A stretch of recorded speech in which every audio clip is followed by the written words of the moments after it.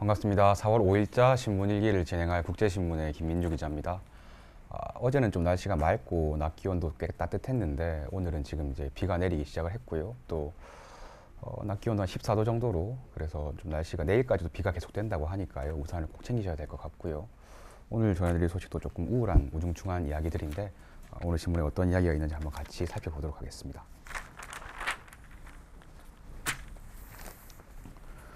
첫 번째 전해드릴 소식은요, 오늘자 국제신문 6년에 난 이야기고요. 제목이 이렇습니다. 또 방과 후 교육비리, 교육원 어린이집 113곳이 적발됐다고 하는데요. 기사의 내용이 이제 유치원 어린이집 원장 113명이 그 방과 후 교육과 관련해가지고 수억 원 정도를 착복해 먹었다, 이런 이야기거든요. 어떤 소식인지 한번 기사를 통해 살펴보겠습니다.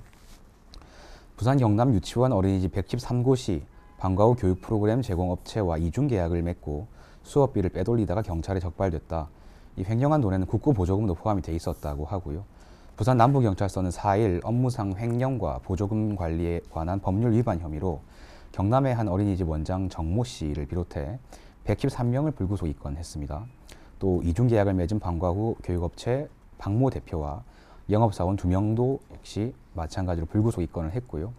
이 적발된 원장들은요, 방과 후 교육비로 8억 9천만 원을 먼저 준 뒤에 3억 5천만 원 상당을 리베이트 형식으로 돌려받았다라고 이야기를 하는데요.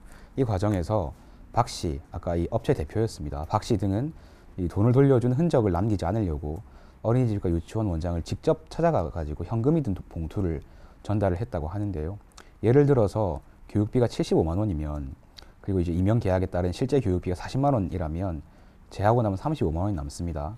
이 중에서 이제 수수료 10%를 떼고 나서 31만 5천 원 정도를 갖다가 원장한테 돌려줬다, 이런 이야기가 되겠고요.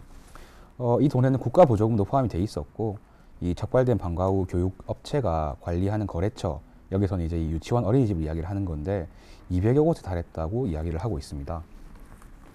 그러니까 유치원과 어린이집을 운영하는 원장들 113명이 이중 계약에 따라서 처음에 이제 교육비를 제대로 준 것처럼 하고 그 가운데 상당수를 이중 계약에 따라 이 현금으로 돌려받았다, 이런 이야기가 되고 있는 건데요.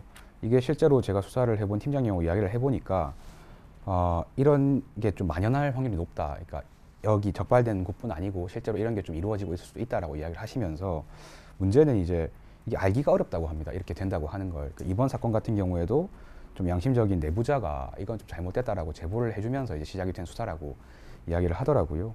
그리고 또 재밌는 부분이 이 어린이집과 유치원 그리고 이 업체 쪽에서는 서로 먼저 리베이트를 제한했다, 이렇게 지금 주장을 하고 있다고 하거든요.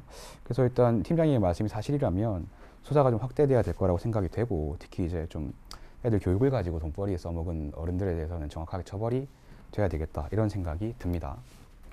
다음 소식으로 넘어가 볼게요.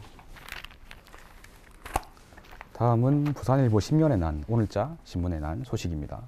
제목이 체험학습 버스기사 음주 측정, 근데 경찰은 난색, 학교는 난감, 이런 이야기인데요.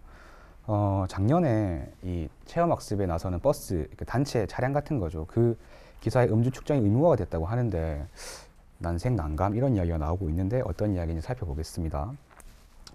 4, 5월 학교의 체험학습이 물리면서 운전사 음주 측정을 둘러싸고 학교와 경찰이 갈등을 겪고 있다고 합니다. 작년부터 체험학습 출발 전 버스 운전사의 음주 측정을 의무화했지만 이 경찰이 일손 부족을 이유로 난색을 표시를 한다고 하는데요.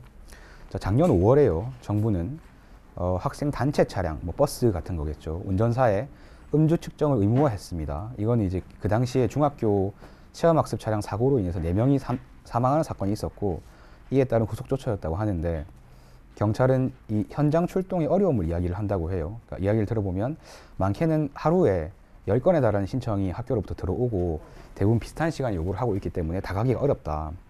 그러니까 이렇게 나오니까 교육청에서는 국려지책으로 올해 음주 여부를 판단할 수 있는 감지기 60대를 구비했다고 하고요. 그래서 선생님이 먼저 측정을 하고 문제가 있으면 경찰에 신고하는 방식으로 이렇게 하겠다고 하는 건데, 하지만 교사들의 생각은 다르다고 합니다.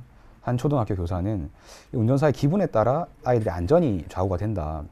이 경찰이 와도 좀 특명스럽게 음주 측정에 응하는 기사님들이 많은데 교사의 요구에 얼마나 이게 협조적으로 이루어질지가 좀 걱정이 된다, 이렇게 이야기를 했다고 하거든요.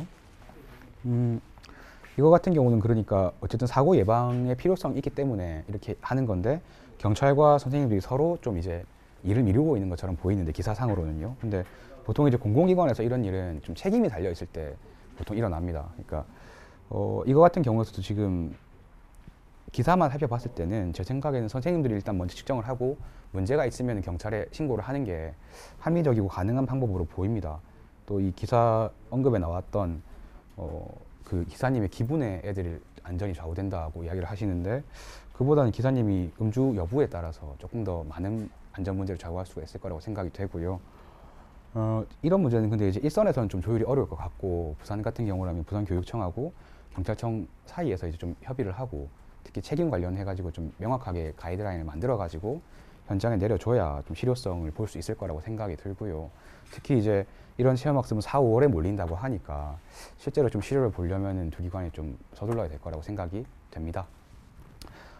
오늘 신문 읽기는 여기까지 전해드리도록 하겠고요. 지금까지 저는 국제신문의 김민주 기자였습니다. 고맙습니다.